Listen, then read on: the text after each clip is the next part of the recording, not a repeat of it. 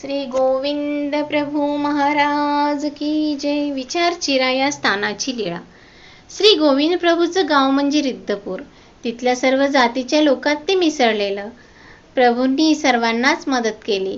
गटारातल्या किड्या माकोड्यावरही त्यांची कृपा. एवढंच नव्हे तर त्या गावातला दगडही उपेक्षित राहिला नाही. तिथे एक दगड होता. सगळ्यांचा प्रतिनिधी म्हणून प्रभूची वाट पाहत पडला होता. माणसाचाच अहिल्यासारखा दगड झाला. त्याचा उद्धार तर होतोच, पण हा मुळातच दगड. जीवात देवाचा जीव आहे हे रिद्धपूरने अनुभवलं. पण निर्जीवालाही जीव लावणारा देव त्या गावाने पाहिला. महापुरुष तथा अवतारी पुरुषाचं जीवनच वेगळं आहे. कोणाला कोणत्या वेळेला नावारूपाला आणतील हे सांगताच येत नाही. श्रीकृष्णाने बांबूचा लहानसा तुकडा फुंकून बासरीला जग प्रसिद्ध केलं. मधुर ध्वनी काढून जगाला त्या मोहनाने मोहिनीच घातली.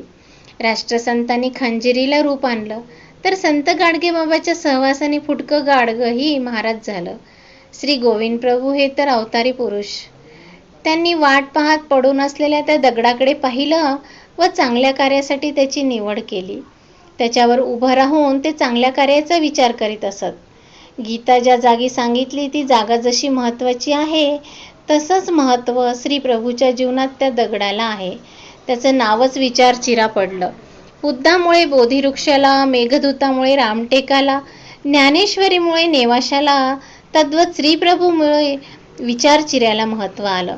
प्रभूंचं व त्याचं वेगळंच नातं जडलं होतं. परिसाच्या स्पर्शाने लोखंडाचं सोनं व्हावं, तसा तो जडमूड असलेला दगड प्रभू स्पर्शाने देवच झाला. जणू प्रभूंना म्हणायचं होतं की हतबल झालेल्या माणसांनो, दगडावर डोकं आपटून मरण्याऐवजी विचार चिऱ्यावर हळूच कपाळ ठेवा. तुम्हाला आत्मशांती लाभेल व त्या चिऱ्यातून असा आवाज येईल की मानसा, तू माझ्यापेक्षा श्रेष्ठ आहेस, भाग्यवान आहेस. पण प्रभूचा स्पर्श नसल्याने तुझं जीवन कोरं आहे. पण घाबरू नकोस, प्रभूचा स्पर्श तुझ्यासाठी मी माझ्याजवळ सांभाळून ठेवला आहे. फक्त मला गाढ आलिंगन दे आणि तुझ्यातली विचाराची ज्योत पेटव व आत्मकल्याण करून घे. श्री गोविंद प्रभू महाराज की जय.